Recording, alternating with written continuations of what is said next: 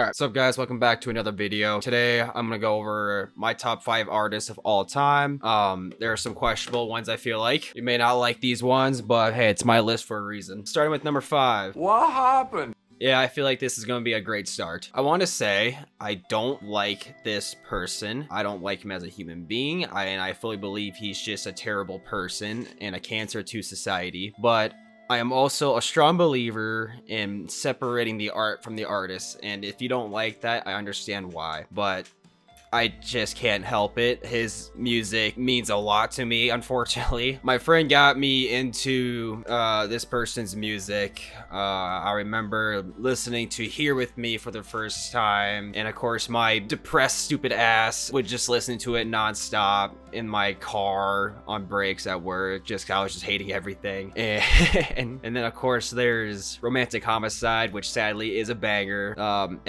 Everything from this person's EP, Petals to Thorns, is amazing. And then one day, this fucking monster had the audacity to release the song My House Is Not a Home while I was dealing with some bullshit in life, and this song made me feel worse about myself. This song is so goddamn beautiful, it's unfair. Feel It, banger. Then one day, this monster finally released his debut album, Withered, and broke everything in my brain. I enjoyed every second of this project. My friend and I were jamming out to it, vibing to it while playing Minecraft one weekend. It was just such a vibe. Then this motherfucker had to ruin everything, and now it's a sin to listen to his music. God damn it, this guy was gonna put up Wilt Chamberlain numbers someday. He was so talented, very interesting guy, but music-wise, he was so talented. He had an amazing voice, and then he just had to fucking ruin everything because he did a horrendous thing, and now his career's over, and now I just feel bad listening to it, but listen to his music, but I just can't help it. His music, I am so fucking right. His music is so meaningful to me, and it's so fucking stupid that now it's tainted. Alright, my top 3 tracks for this guy is Here With Me, I don't care how long Say It Back, 'cause I love you. and My House Is Not a Home.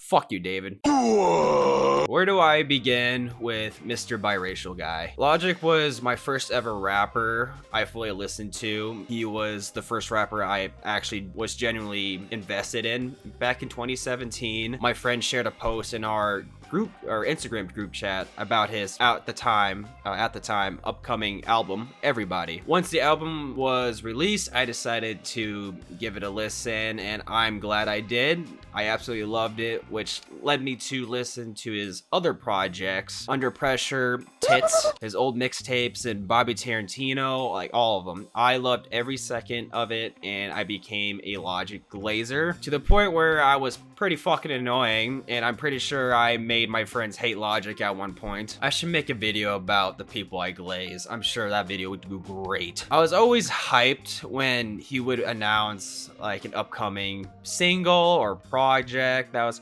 gonna come out, and I was one of those cornballs that would post the album or single on my stories. Yes, I was that cornball. I'm sorry. I just loved his music, okay? I remember being the biggest Young Sinatra 4 and Confessions of a Dangerous Mind defender, because I remember watching music YouTubers and none of them liked those albums, and it would always piss me off. But eventually I came to the realization that people are going to have different opinions, and that's okay. You like what you like, that's what matters. I was very devastated when he announced his retirement with No Pressure, and I remember my friend was already clowning it. He said it's gonna be shit, and he even made a TikTok trashing on it, and it hasn't even came out yet. And when the album came out, I swear to God, I wish I still had the video of him doing the stanky face, like you know that face? Of him jamming out to Perfect. That song had my car vibrating because we were blasting it,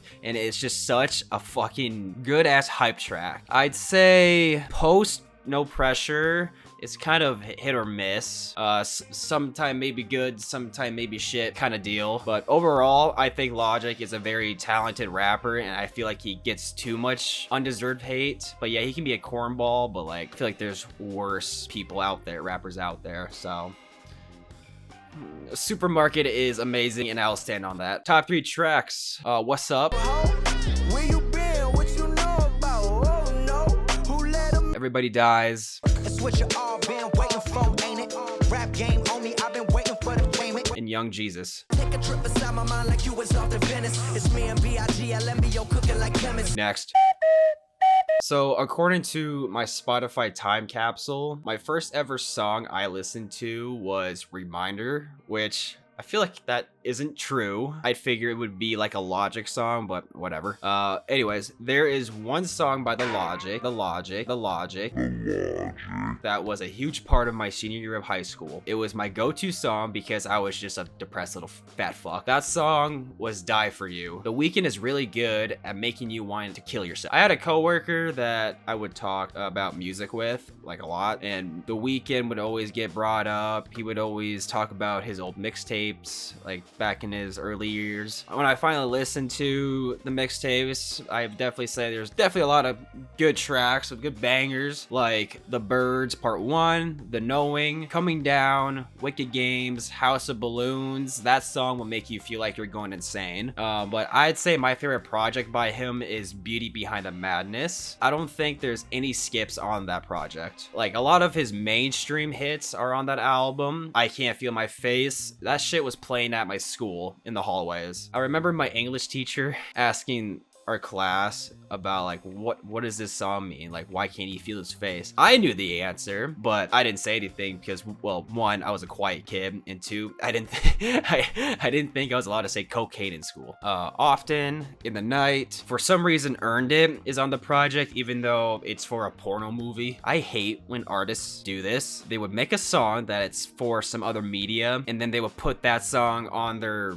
next project, like their album, and I just feel like it's lazy. I feel like it's just trying to fill up space. That's just my opinion. I think it's kind of annoying, but fuck me, I guess. And You Can't Forget About the Hills. My god, I am so white. And You Can't Forget About the Hills, personally my favorite Weeknd track. I feel like Die For You has done its job, so goodbye Die For You. There's other projects like My Dear Melancholy, Call Out My Name is my favorite track from that album. After Hours, I would say the self-titled track is my favorite. Dawn FM, not gonna lie, it kind of took me a bit to like it fully. No joke, Gasoline actually pissed me off. That song I thought was so annoying. I gotta say Less Than Zero is hands down my favorite song from that project. Makes you want to kill yourself. Then his 2025 album release, Hurry Up Tomorrow, is pretty solid as well. I don't really have any complaints about it, other than being a little disappointed with the song Sao Paulo, whatever, I don't give a shit. When I heard the snippets of that track from TikTok, I gotta say that song made me feel like I was at some crowded club. My body's feeling numb. I don't have a single care in the world. Drunk as fuck. In a big crowd of sweaty drunk people just dancing our asses off and just vibing. That song feels so intense. It's so good for a club. And then the song gets released, and at 3 minutes and 30 seconds mark, the vibe just fucking dies. It just got ruined. It loses all its momentum, and I just skip it every time after that mark. But all the stuff before then, really good. All right, top 3 songs. I would say number 3 is After Hours. 2 is Die For You. And number 1, The Hills. So yeah, The Weeknd is an amazing artist. He's a certified hit maker and certified depression fuel. My friends are going to bully the shit out of me for this one, to the point of wanting to shoot myself. Shit. I remember listening to Tate's song Greedy. My YouTube mix started playing it, and not gonna lie, I wasn't really a fan of the song. I thought the chorus was a little annoying, but she still caught my attention. Not because she was hot. The song I listened to next was X's, and I gotta say, I was bumping that song non-stop for a while. That song would make me shake my ass on the dance floor, and the music video is pretty cool. Her album Think Later was released in December of 2023, and I don't think there's a single skip on that project, including Greedy. Took some time, but eventually that song finally grew on me. 2024, she would release a few singles, but the one I want to talk about is the song Sports Car, and let me tell you, that song gets me fucking amped. Whenever I listen to that song, I feel like I am in a tense training montage, and I'm not gonna lie, the music video made me fucking blush. I felt like this the entire time watching it. Yes, I'm a loser. I don't want to hear it. To this day, I still listen to Tate's music. I was kind of disappointed with the deluxe version of her 2025 album, So Close to What. I feel like the only song I enjoyed was Tit for Tat. That's pretty much it. But overall, I think Tate makes incredible music, and it definitely belongs in my white girl playlist. It's not gay to have that, okay? Every man has a white girl playlist. Top 3 songs. Number 3 is She's All I Wanna Be. Stupid boy making me so sad. Didn't think you could 2 is X's. kisses to my exes who don't give a shit about me. Kisses to the next. And 1 is Sports Car. You know what this is. I think you wanna. So yeah, Tate McRae makes amazing music, and there's nothing else to talk about. She's also very fucking hot. All right, last one. I do want to apologize about the amount of penis writing for this section of the list, but he's number 1 for a reason. I mean, for fuck's sake, look at my listening numbers for this guy. I look up to him as a YouTuber. I love comedy and editing style of his videos. I'd say he was a big part of my childhood growing up. Now I get to grow up listening to his music. He made music before releasing this album, his recent album. He used to go under a name Rinks, and he was like a DJ. It was like electronic house music. I wasn't really a big fan of, but and then one year he announced that he was gonna make music under his real name, and he would actually sing on them, and I was pretty fucking excited. And I am being 100% honest when I say this. This dude has yet to make a bad song. All 3 pre-Speed releases, the 3 singles he released, 3 out of 3. All of them were 10 out of 10s in my opinion. Spawn, Miss Melancholy, and This One's For Me, my personal favorite, bangers. And then he released his album Speed, and again, it's a 10 out of 10. I know I sound biased as fuck, but it's my list. Fuck off. Evan said he is questioning about if he would continue making, I don't know, albums.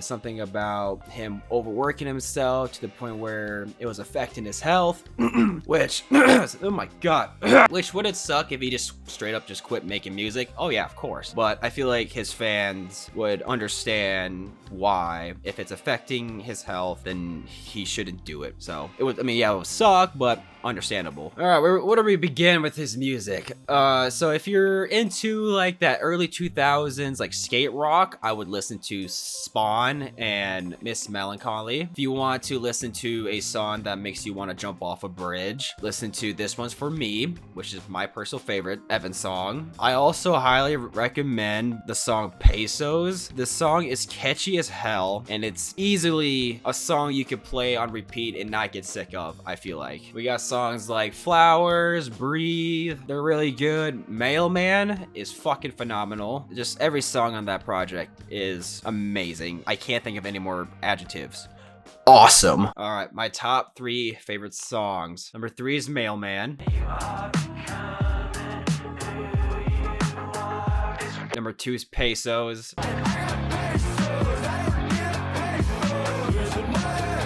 And number 1, This One's For Me.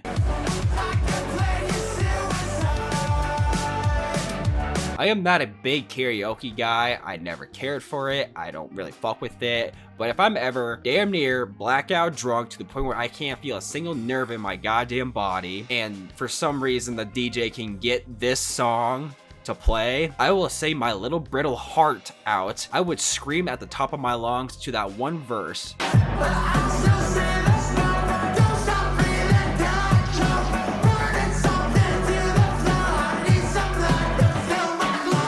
All right, that's enough dick riding. So yeah, that's my top 5 list. I'm sure it would probably change someday. I'm sure Mr. Redacted would get pushed off eventually, but I want to continue finding artists that I like. I really want to get into Radiohead and the Marias. I really fuck with them. But yeah, I hope you enjoyed this video. Like and subscribe, bitch.